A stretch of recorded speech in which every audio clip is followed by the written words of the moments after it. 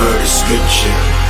If you are to be standing with you, never are we gonna budge. We ain't going nowhere.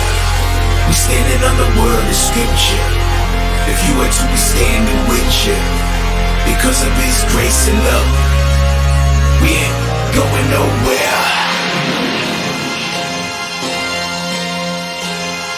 Nowhere. We ain't going nowhere. Hey everybody, welcome to episode 34 of Faith and Beliefs Refuted. I am your host, the Evangelical Norm. Just a quick note, some changes are going to be coming up. This is going to be one of the last few episodes titled Faith and Beliefs Refuted, because we are going to expand the scope of this particular podcast and reach out into addressing other podcasts and other people besides just the Saints Unscripted and their Faith and Belief segment of their podcast. I will be maybe looking at some of Kwaku's stuff. I'll be looking at stuff whether it's from LDS, Jehovah's Witnesses, heretical Christian, pseudo-Christian, false Christian teachers, so on. And so it's going to all fall under one umbrella. You'll probably see a lot more content. I will be addressing things as they come up, hopefully within 24 hours of those things being put out there. I will continue to address Faith and Beliefs Refuted, or Faith and Beliefs. I will continue to, but I may hit some of the other parts of Saints Unscripted. So, all that being said, I'm going to be doing more with this, and so with it, the fact that it's not just going to be dealing with Faith and Beliefs, I'm not going to call it Faith and Beliefs Refuted anymore. So, just in the process of doing some graphic stuff, trying to find, make a video, intro video, looking for a new theme song. So, thank you, Result, for letting me use this song, Reformed Thug Life, for as long as I did. It's been great, and I'm looking for something else, and be reaching out to some people for permission to use some different songs. So, all that being said, stay tuned within the next month or so, and you'll see these changes start to happen. So, today we are going to jump in to David is going to talk a little bit more about thing that he had talked about in the past. Jewishisms is what he called them before. Now we're calling them Hebraisms, and he's going to talk about one in particular. So, with that being said, here's David, and as always, my disclaimer: you may end up with a internet ad, YouTube ad, pop in here as we jump in. So, here is David. Hello. So, if you're multilingual, you're probably aware that different languages follow different grammatical rules. For example, David's shoes in Spanish would be los zapatos de David, or the shoes of David. So, if you were to hear someone say, hey, look at the shoes of David, you'd understand what they're saying, but you'd probably also be able to tell that English is not that person's first language, since that's not how we talk. You keep using the word. I don't think it means what you think it means.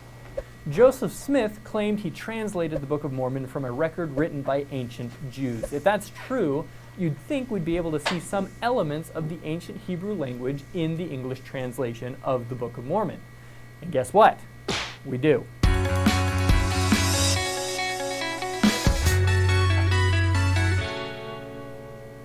The Book of Mormon exhibits dozens of Hebraisms throughout its text. We've talked about some of them before, but this video is going to focus in on just one category called if-and conditionals. In English, we don't have if-and conditionals, we have if-then conditionals. If I eat 15 Costa Vida raspberry smothered chicken chipotle burritos, then I will die.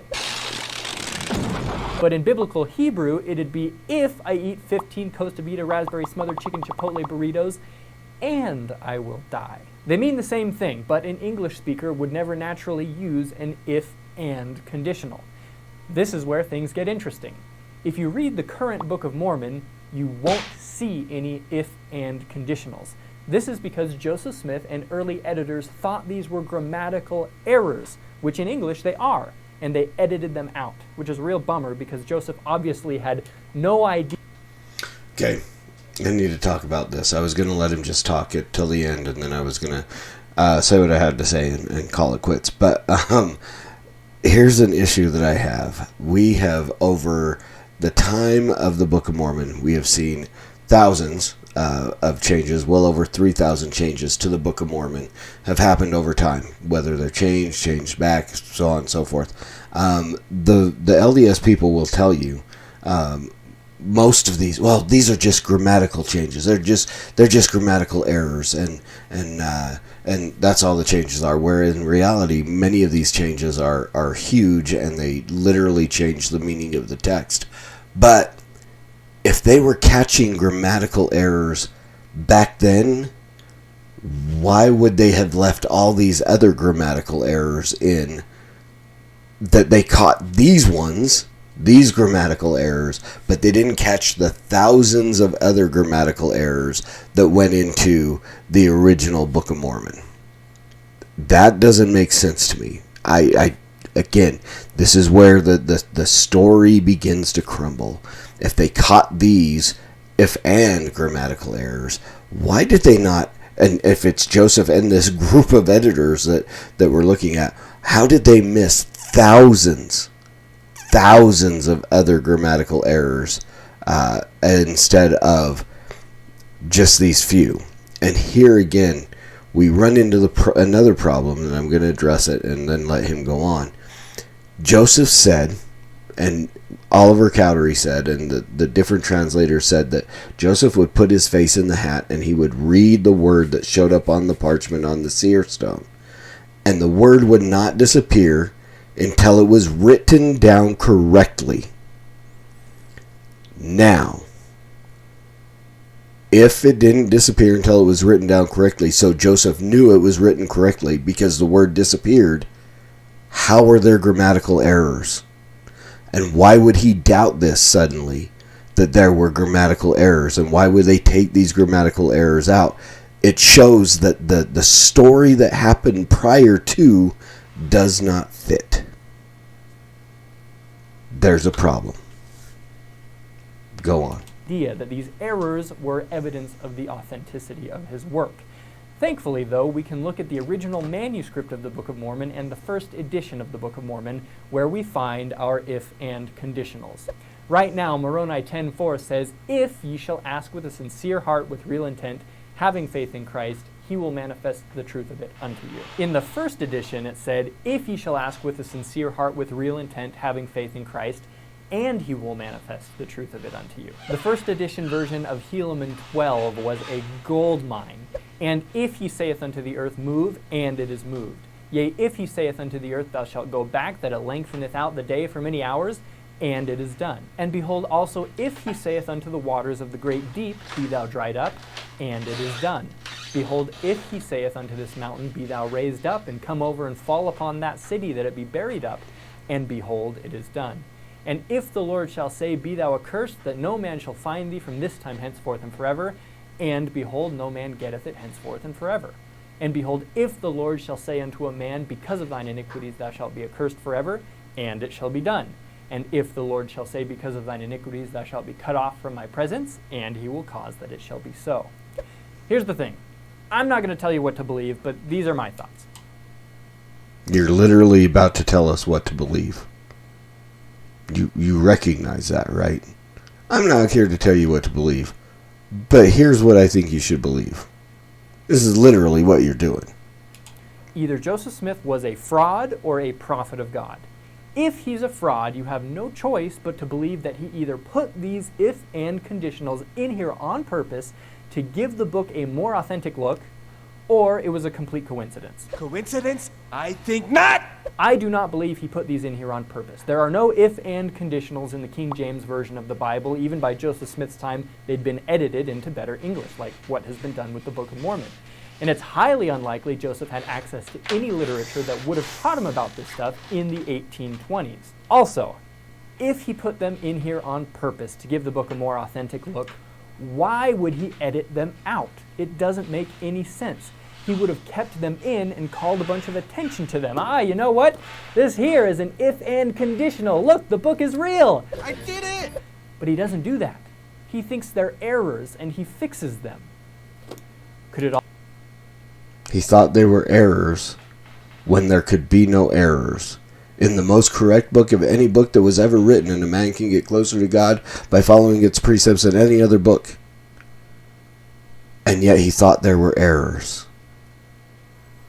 It makes me think that he doubted his ability as a prophet, or he knew he was a con man. I think, well, finish. It'll all just be a big coincidence then. Well, believe what you will, but nobody wrote like this in Joseph's time. Maybe once could just be a coincidence, but he does it over and over again, back to back in the Helaman example. That doesn't look like an accident to me. The other option is that this is a legitimate translation of an ancient document of Jewish origins. But wait, there's more. This is just one Hebraism. We've got plenty more to cover. As these things continue to compound one on top of the other, the chances that Joseph just made this stuff up grows inhumanly small. We'll get to more of those in future episodes. In the meantime, check out the links in the description for more info on this topic, and have a great day. All right, so here's the thing.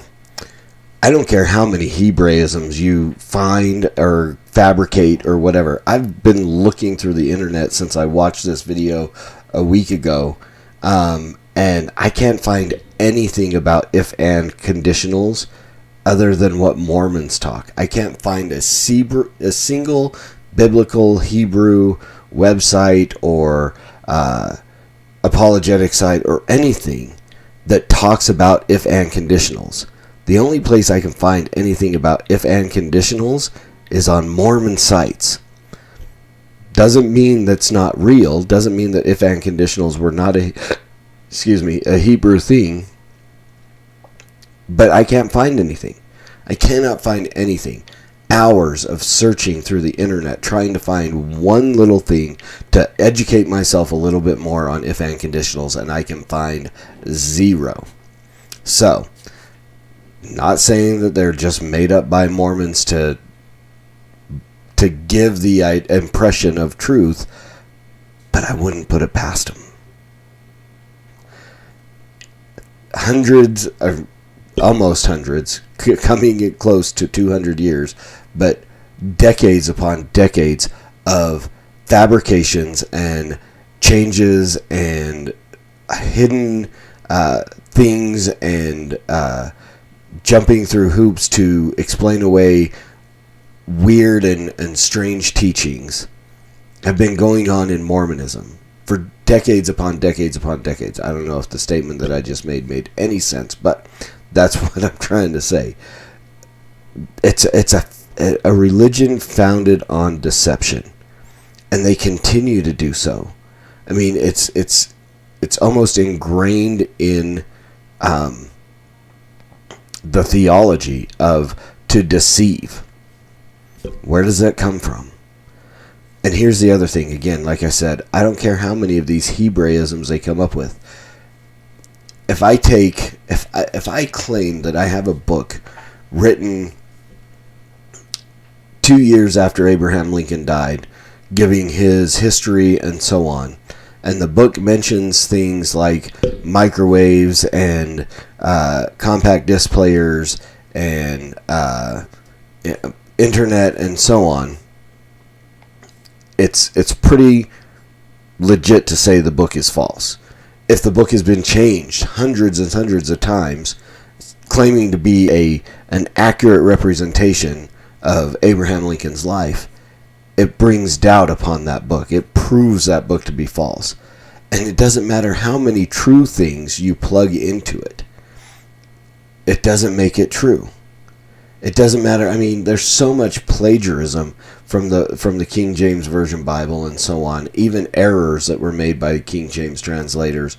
There's so many things. I mean, I did an entire video on this about 4 years ago on the validity and or falseness of the Book of Mormon.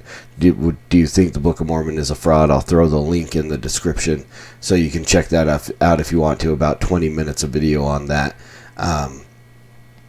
So the evidence is piled up against the Book of Mormon. Once the evidence is there showing that it is false, and the evidence is there is plenty of evidence there proving that the Book of Mormon is false, It doesn't matter how much true things you plug into, it doesn't make it true. It will never make it true. If I write a book today and have any number of false things about Abraham Lincoln in there, and then try to plug in a few true things, it doesn't make it true. There's an example. There was a thing that went around years ago, and I believed it, of true or exact correlations between Lincoln and Kennedy and their assassination. Both were elected in the same year. Both were killed in the same year, 100 years apart. And they had this, and one was killed in Ford's Theater, one was killed in Ford Lincoln. One was shot in the head by an out-of-work actor. The other one was shot in the head by an out-of-work actor, both of Southern descent, both upset with the manner of, the civil rights ideas of the president and blah, blah, blah. But there are so many things in there that were actually not true that make the whole theory not true. So it doesn't matter how many true things are in there when the theory is proven wrong. Does that make sense? So it doesn't matter how many things you can put into the Book of Mormon to go, oh, look, these are true. These are things that check out. When they're measured up against the things that don't, it doesn't reconcile the problem. It does not validate the Book of Mormon. Once you find the false things, no matter how many true things you put in there, it doesn't validate it. It doesn't negate the things that are false. And so we still have a book that has been proven to be false, no matter how hard David tries to find things to plug in to make it seem true. Is it going to be true? That is a false book. It is a fabrication of plagiarism, Joseph Smith's imagination, and just pure and simple con artistry. We'll put it that way. So there's that. I hope you found this video helpful. Again, look forward to the new things coming up in the future. And as always, preach the gospel at all times. Use words. They're necessary. Until next time, Soli Deo Gloria.